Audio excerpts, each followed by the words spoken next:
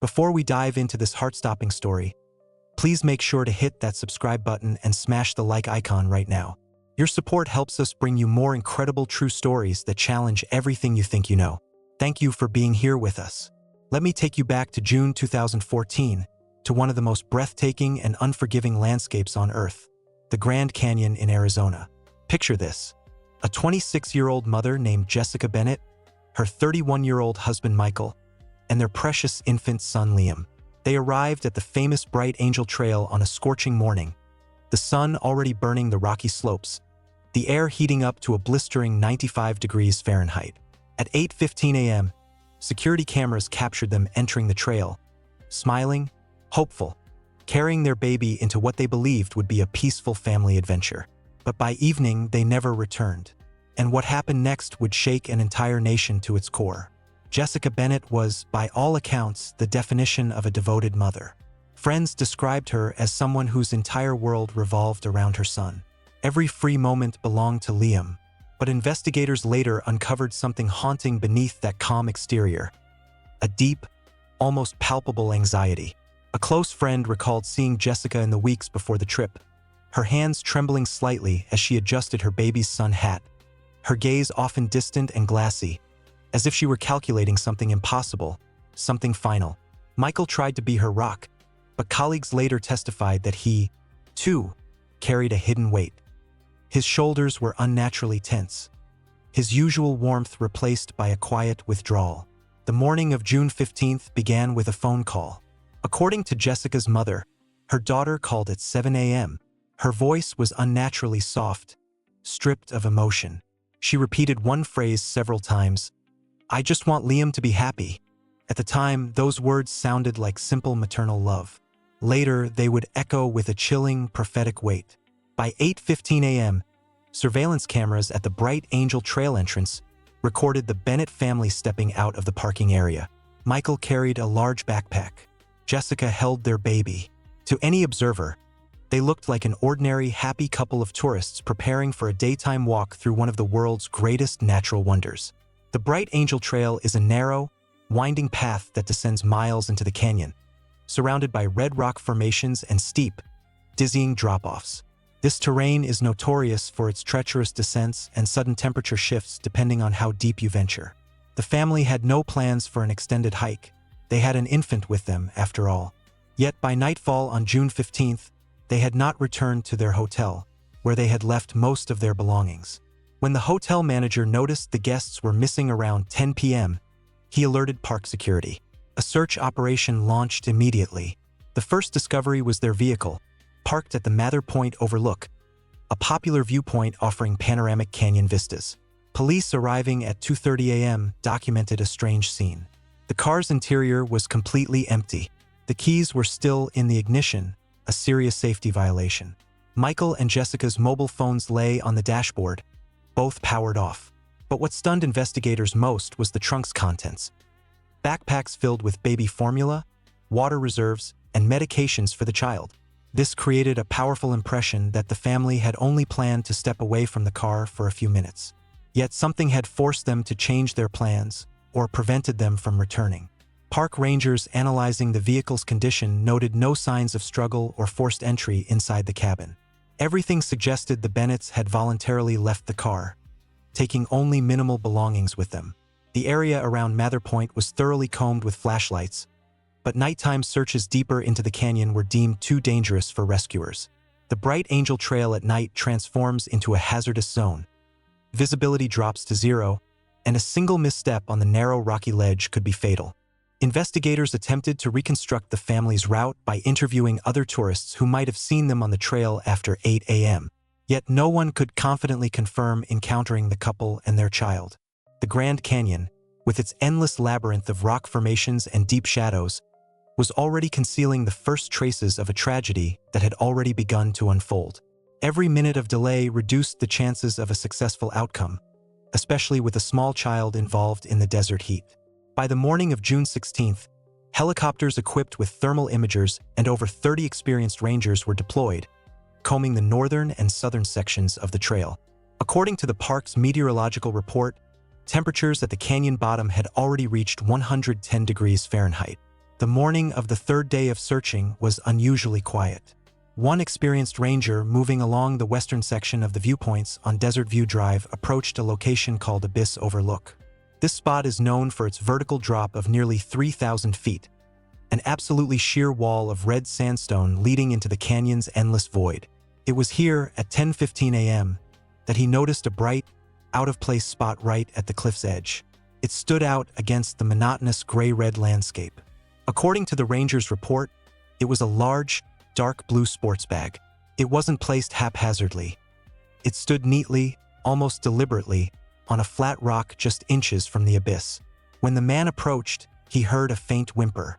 When the zipper was opened, the hearts of the rescuers present practically stopped. Inside, nestled among soft towels, lay little Liam. The boy, not yet a year old, was in a state of extreme exhaustion. His lips were parched, covered with a thin white crust from thirst, yet he made not a single sound. The child simply stared up at the cloudless Arizona sky with large, utterly empty, detached eyes. The medical team, arriving by helicopter at 10:40 a.m., confirmed severe dehydration. Yet the child was alive. Next to the infant in the bag, they discovered a baby bottle with leftover formula and a set of clean, neatly folded change of clothes. But the most horrifying and mysterious discovery was a short note found at the very bottom of the bag. It was handwritten on the back of a crumpled receipt from a sporting goods store in Flagstaff. The text consisted of just 2 sentences. "Take care of him. He doesn't deserve our ending." This note instantly changed the status of the case. Now, police and the Coconino County Sheriff's Office weren't just searching for missing tourists. They were confronting signs of a conscious, tragic preparation. The phrase "our ending" indicated that the Bennett couple had either acted under colossal pressure or had made a joint decision to end their lives within the Grand Canyon's depths. Police photographers meticulously documented the bag's location. It was positioned to be easily spotted from the viewpoint, yet reliably shielded by the shadow of a large boulder, which likely saved the infant from a fatal heatstroke. Over the next several hours after the discovery, the Abyss Overlook area was cordoned off with yellow tape. Forensic lab investigators attempted to detect footwear traces or microprints on the bag's surface. However, the scorching rock and wind had virtually erased any biological traces. A critical question emerged. How had Jessica and Michael managed to walk over 5 miles from their vehicle to this point, carrying their child in a bag, without being seen by a single witness? Official visitor logbooks for this trail section contained no entries noting the Bennett family after their entry onto the Bright Angel Trail. The child was urgently transported to a medical center in Flagstaff. The boy's condition remained stable, yet he continued to maintain that same eerie silence that had so stunned the rescuers at the cliff's edge. Police began re-interviewing rangers who had patrolled the section between Abyss Overlook and Mather Point over the previous 3 days. None of them had heard cries for help or sounds of conflict. The canyon, according to one volunteer witness, had seemed utterly indifferent to the drama unfolding on its slopes during those days. Investigators turned their attention to the bag itself. It was an expensive model designed for long treks. Yet inside, there wasn't a single toy or item that might have soothed an infant, only survival essentials.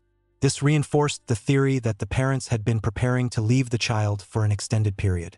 Police understood.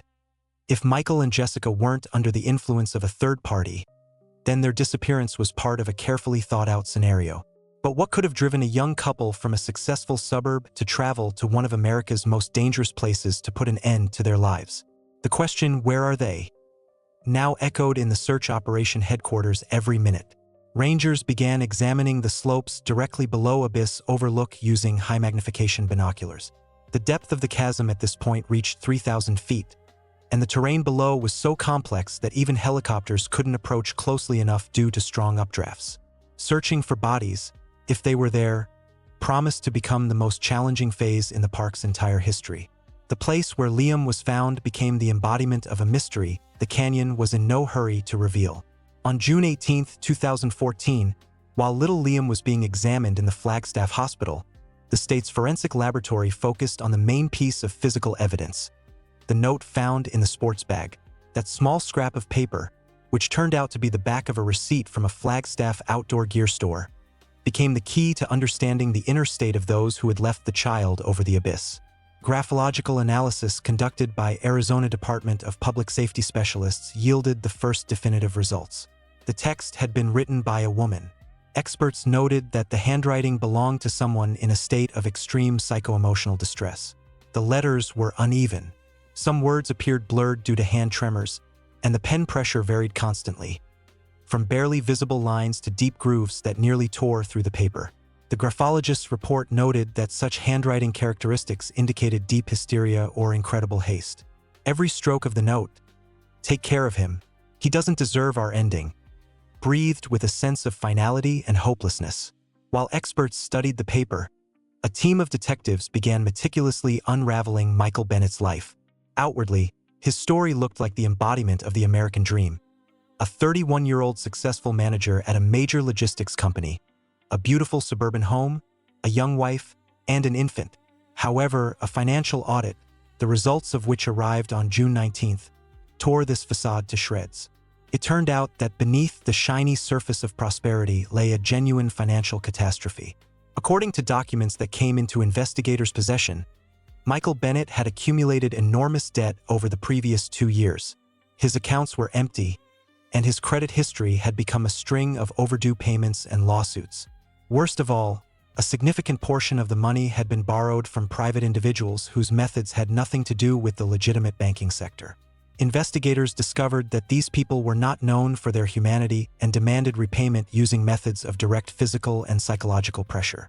Jessica Bennett's relatives, who gave statements on June 20th, confirmed police's worst fears. Jessica's sister recalled that in recent times, the family had lived in an atmosphere of constant terror. She told the detective that Jessica had been panicky about any strangers who appeared near their home. There were documented instances of unknown men sitting in cars for hours opposite their windows, and dozens of threats arrived on Michael's phone daily. Neighbor interviews confirmed that the Bennetts had nearly stopped going into their yard after sunset and had installed additional locks and a surveillance camera on their door, which, incidentally, had been disabled a week before their trip to the Grand Canyon. Coconino County Police tracked down 34-year-old Andrew Sinclair, a man with a criminal past known for his brutality in debt collection. According to operational intelligence, Sinclair was the shadow that had accompanied the family for the past several months. Witnesses indicated he had been seen near Michael's office several days before the family's disappearance. There were suspicions that the Bennetts hadn't simply gone on vacation.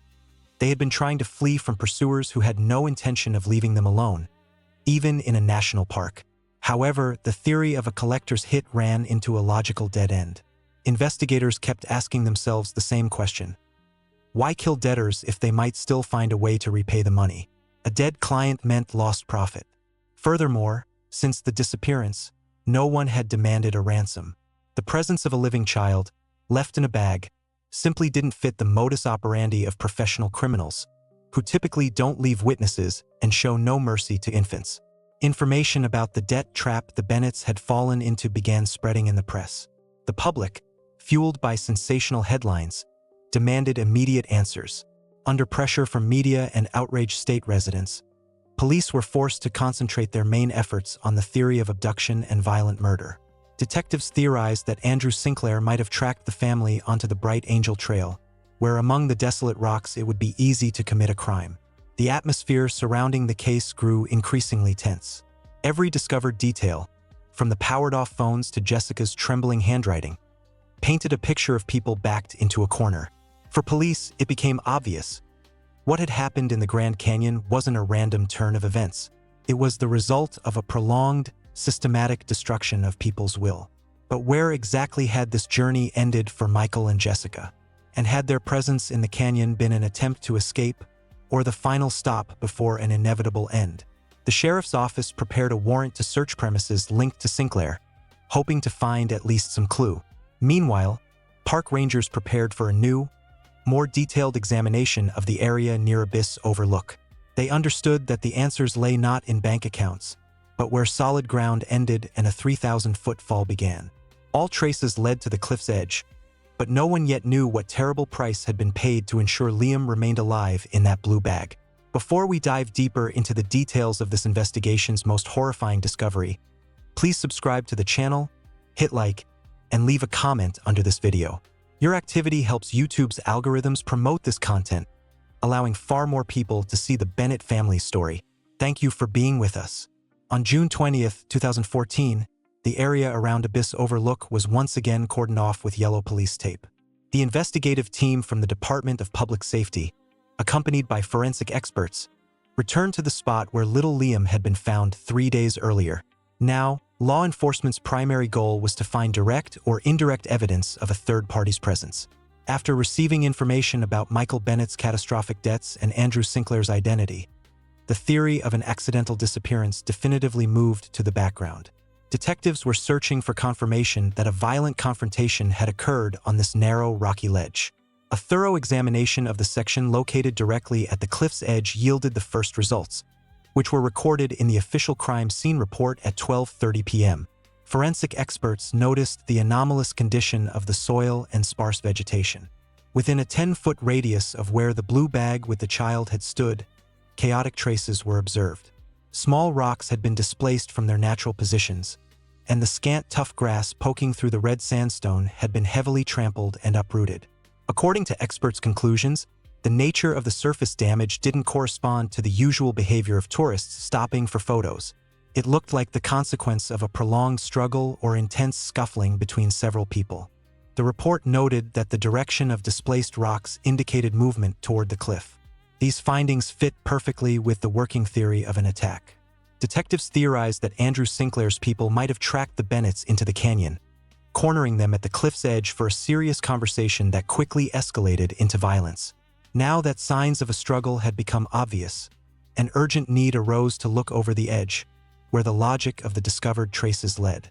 The search operation entered its most technically complex phase, a vertical descent into the abyss, whose depth at this point reached 3,000 feet.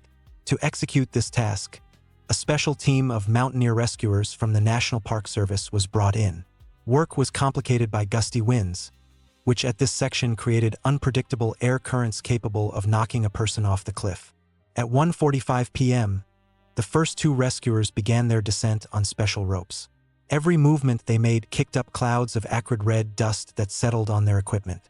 Spectators and journalists gathered at barriers a safe distance away watched as figures in bright jumpsuits gradually disappeared into the shadows of the giant rift. After 3 hours of exhausting work, at a depth of approximately 656 feet, one of the climbers radioed a signal. The rescuer's voice, recorded on the operational headquarters tape, was tense. On a narrow stone ledge, which was practically impossible to see from the upper viewpoint due to terrain features, 2 motionless bodies had been discovered. According to the identification protocol conducted after recovery, these were 26-year-old Jessica and 31-year-old Michael Bennett. The condition of the bodies and the nature of the injuries indicated that death for both had been instantaneous as a result of a fall from great height. Clothing on the deceased was torn in several places, which investigators initially interpreted as further confirmation of a struggle preceding the fall. The official conclusion from the Coconino County coroner, released late that same evening, confirmed that the cause of death was multiple fractures and internal organ damage incompatible with life. From this moment, the case was officially reclassified from missing persons to homicide. In the investigation headquarters, an atmosphere of grim certainty prevailed. Detectives believed the crime picture had become perfectly clear. Their theory was built on the idea that collectors, acting on Andrew Sinclair's orders, had come to the Grand Canyon with a specific purpose: to show Michael that he couldn't hide even in a national park. Perhaps they had wanted to frighten the couple by holding them over the abyss. But at some point the situation had spiraled out of control, and the Bennetts had ended up in the void. At the location where the bodies were found, forensic specialists spent several more hours meticulously sifting through dust and small rocks on the ledge. Only a few personal items were found: Michael's sunglasses with the left lens shattered, and a small children's toy that had likely fallen from Jessica's pocket during the fall. No foreign objects, weapons, or evidence directly pointing to specific attackers were discovered on the ledge itself. The discovery of Jessica and Michael's bodies became the central tragedy of this investigation, but simultaneously, they became the investigation's greatest challenge. Now law enforcement needed to find a link between the chaos on the rocks above and Sinclair's people. That evening, a sheriff's representative, during a brief media briefing, stated that investigators had strong grounds to believe the young parents' deaths were the result of criminal actions by third parties who had used methods of physical terror. However, one detective, analyzing photographs from the body's discovery location, noticed a strange detail. Despite the fall from tremendous height, Michael and Jessica's bodies lay on the ledge relatively close to each other, as if they had fallen simultaneously or with a very short interval. The theory of murder by professional collectors had one weak point: the presence of a living child in a bag that someone had carefully placed at the very edge, rather than thrown after the parents. This looked like an illogical act of mercy in the midst of a brutal slaughter.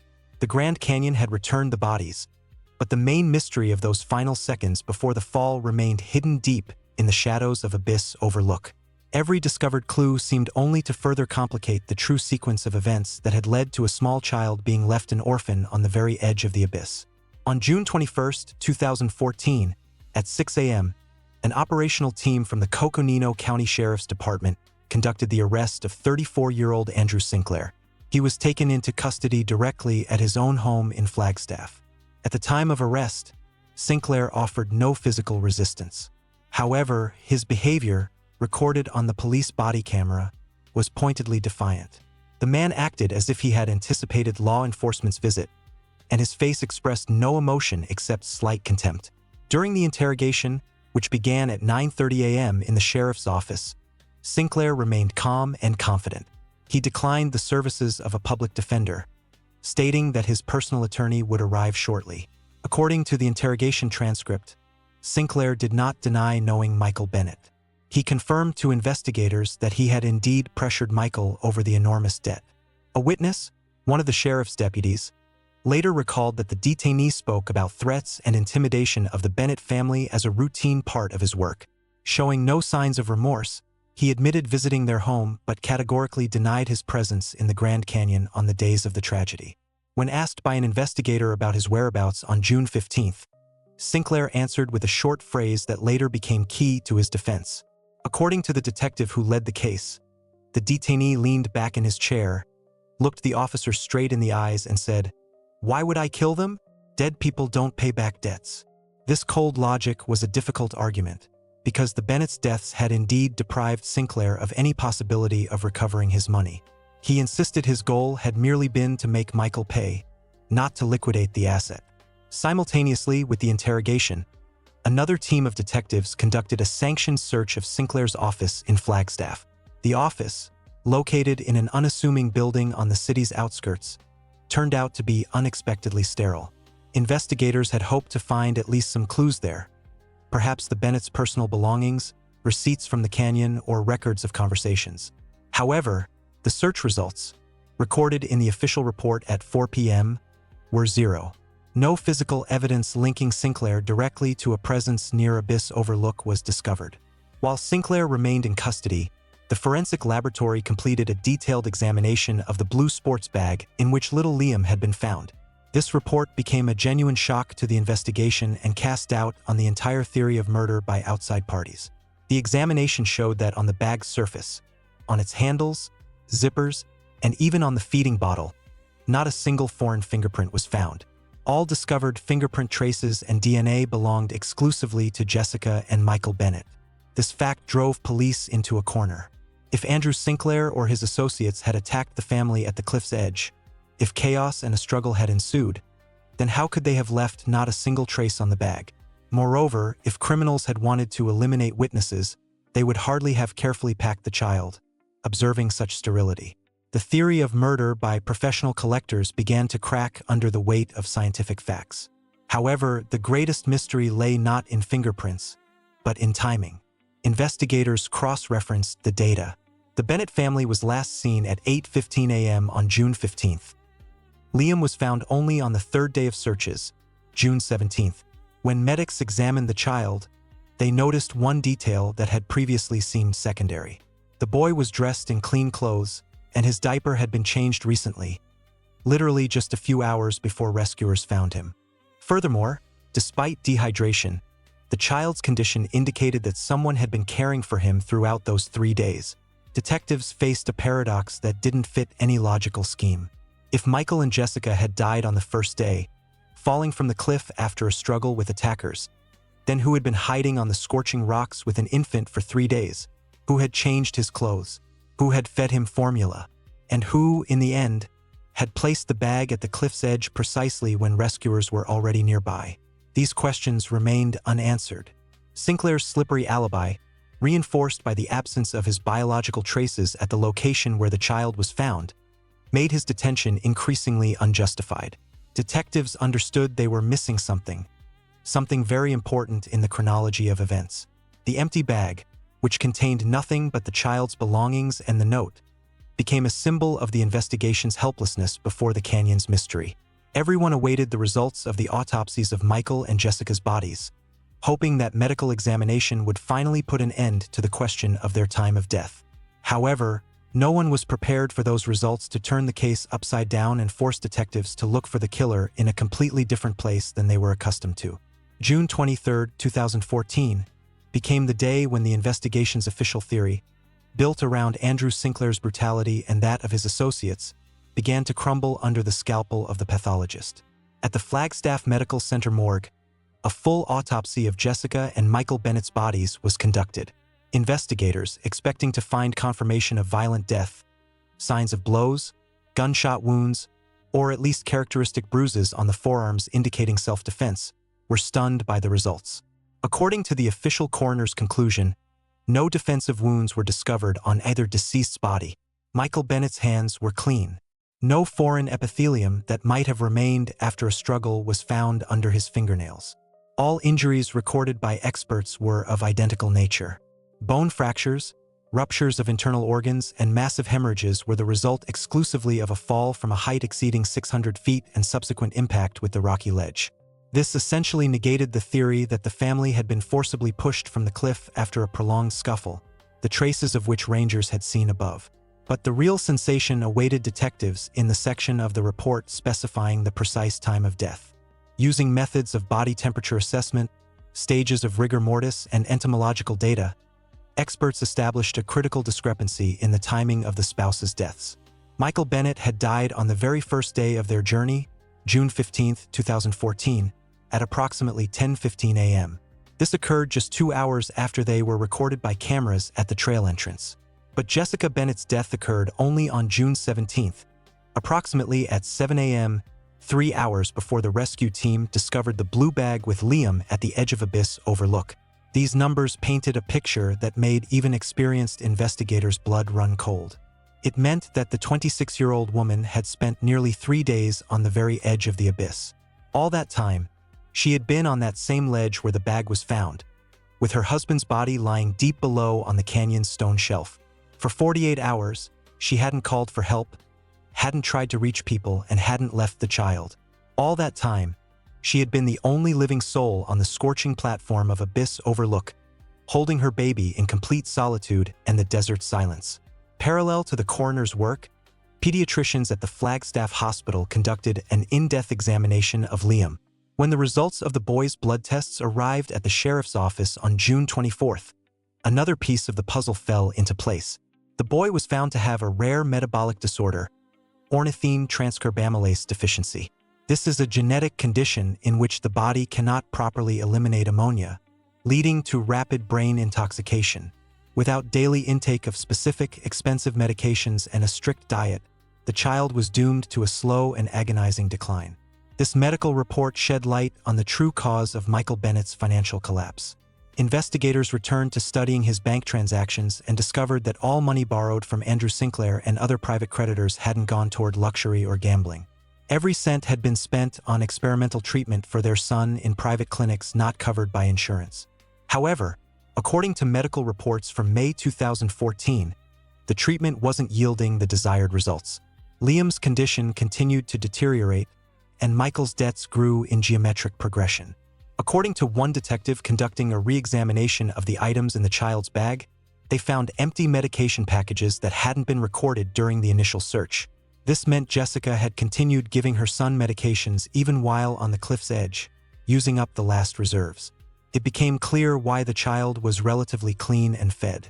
The mother had devoted her final 48 hours exclusively to sustaining life in Liam, while she herself stood on the brink of her own end. These facts fundamentally changed the perception of Andrew Sinclair's role in this case. His brutal debt collection methods had undoubtedly created the conditions for catastrophe, but he wasn't the one who pushed people into the abyss in the literal sense. The chaotic traces on the rocks, previously considered signs of a struggle with attackers, now received a different explanation. Forensic specialists suggested these were traces of a person's restless pacing while in a state of acute psychosis or unbearable despair. The rocks had been displaced not as a result of a fight, but because someone had walked for hours around a single point, unable to take the final step or trying to cope with the convulsive trembling of their body. Detectives now had to reconstruct what had been happening in Jessica Bennett's mind during those 3 days. A woman who had been panicky about collectors near her home had found herself in a place where there was no one except her and her dying child. The Grand Canyon, which was supposed to be a place of peace, had transformed into an open-air torture chamber. The investigation began to understand that the note, "He doesn't deserve our ending," hadn't been written at gunpoint, but at the moment when reality had finally crushed hope. But one most important question remained. What exactly had happened in that fateful hour on June 15th, when Michael Bennett had been the first to fall into the void, leaving his wife alone with an impossible choice? The answer to this question was now sought not in witness statements, but in the psychological portrait of a family that had owed a life for the chance to save their own child. On June 25, 2014, the investigative team completed a full reconstruction of the events that had occurred at the Abyss Overlook section. Having received the autopsy results and data on the child's health condition, detectives were able to reconstruct the chronology of those fateful hours. The picture that emerged before them was far from the theory of a professional murder. This was a story of psychological collapse and boundless despair that had unfolded against the backdrop of the Grand Canyon's majestic and indifferent rocks. June 15, 2014, had begun for the Bennetts as an attempt to escape reality. According to route analysis, they had arrived at the canyon not as tourists, but as people seeking silence. However, at the Abyss Overlook viewpoint, where the vertical wall drops 3,000 feet deep, Michael Bennett finally broke. Psychologists brought in to consult on the investigation noted that the combination of financial terror from Andrew Sinclair and the realization of their son's incurable illness had created a closed-space effect. According to investigation conclusions, at approximately 10 a.m. at the very edge of the abyss, a final conversation took place between the spouses. Although there were no witnesses to this event, the content of their dialogue was reconstructed from indirect evidence and the content of the note left later. Michael, in a state of acute reactive psychosis, began speaking about how he could no longer endure the pressure. He saw how debts exceeding hundreds of thousands of dollars weren't bringing Liam salvation, but only dragging them deeper into the abyss. In an uncontrollable fit of despair, before his wife's eyes as she held their infant, Michael took a step into the void. His fall was instantaneous, and his body disappeared into the shadows of rock ledges in mere seconds. Jessica Bennett remained on the edge completely alone. The state she was in during the following 48 hours experts called dissociative stupor. The woman didn't go for help, didn't start screaming. She simply sat on the scorching rocks right at the cliff's edge. For 3 days, as air temperatures rose to 110 degrees Fahrenheit, Jessica mechanically continued performing her duties as a mother. Investigators discovered she had used the remaining water and formula exclusively for the child, herself going without a drop of moisture under the blazing sun. Rangers who later studied the crime scene in detail noticed how Jessica had arranged her camp. She had found a narrow strip of shadow under a boulder where she hid Liam during the day. Every change of the boy's clothes, every used wipe, she carefully folded back into the bag. This was a terrifying, almost automatic care from a person whose mind had already refused to accept the reality of her husband's death, but whose instincts continued to fight for the child's life. From the height of Abyss Overlook, she daily saw the bright spot of Michael's clothing on the ledge below, which only intensified her state of deep shock. June 17, 2014, became the final point. At dawn, approximately at 6 a.m., full awareness of the situation came to Jessica. The supplies of medications for Liam had run out, and without them, the boy would begin to slowly fade. She understood that returning home meant an encounter with collectors, prison, or life in constant fear. And most importantly, she wouldn't be able to pay for her son's continued existence. In her distorted perception of the world, a single logical thought emerged. Liam had to get the chance that she and Michael had already missed. She took a receipt from the Flagstaff gear store that had accidentally remained in her jacket pocket. On the back, leaning against a hard rock, Jessica wrote those same words, "Take care of him. He doesn't deserve our ending." Those letters, written with varying pressure, were her final connection to the civilized world. She placed the note at the very bottom of the sports bag, arranged her son on top, zipped the zipper only halfway to ensure air access, and placed the bag in the most visible spot near the trail where rescuers would definitely find it. Their helicopter she could already hear in the distance. According to forensic experts' conclusions, Jessica took her final step at approximately 7 a.m. She left no traces of struggle because the struggle had occurred only within her. Her decision was a conscious act of despair from a person who believed society would care for a sick child better than bankrupt parents hunted by criminals. She followed Michael into that same abyss, leaving Liam to the care of fate and the Grand Canyon's winds. When, 3 hours later, the first ranger touched the bag's handle, Jessica was already dead, and her body lay next to her husband at a depth of 656 feet.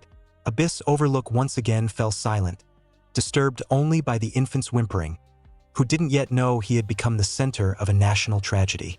The investigation closed the question of who had been on the cliff's edge during those days. But the moral weight of this reconstruction proved too heavy even for experienced detectives. This wasn't murder in the classical sense. This was a collective suicide under the pressure of circumstances that proved stronger than human will. There remained only to understand how this story would affect those left alive, and what future awaited the boy whose life had been bought at such a terrible price on the very edge of the abyss. Autumn 2014 brought long-awaited coolness to Arizona, but the social and legal tension surrounding the Bennett family case only intensified. The story that had concluded on the scorching rocks of Abyss Overlook ceased to be merely a Coconino County Police report. It transformed into a national drama that forced millions of Americans to reflect on the fragility of human life in the face of financial ruthlessness. The trial of Andrew Sinclair, which began in December 2014, became one of the most high-profile and complex in the state's legal history. Although the investigation officially confirmed that Sinclair hadn't been directly at the cliff's edge at the moment of Michael and Jessica's deaths, the prosecution built an unprecedented strategy. Prosecutors insisted that the collector's actions constituted a form of targeted psychological murder.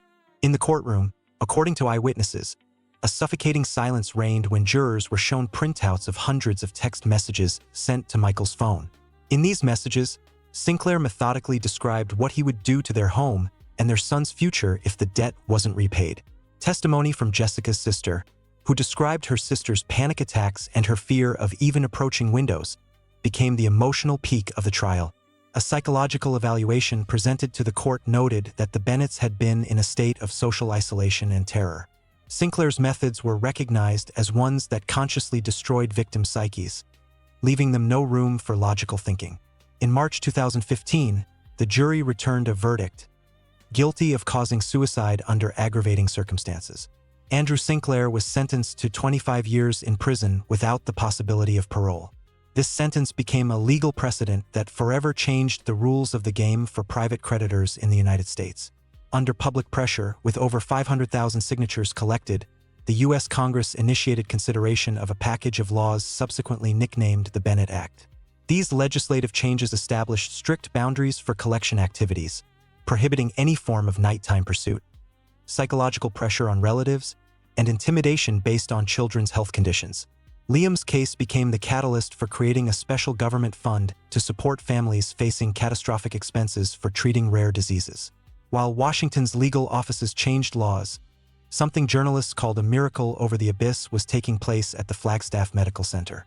Liam Bennett, who had spent 3 days without proper medical care on the very edge of the Grand Canyon, turned out to be surprisingly strong.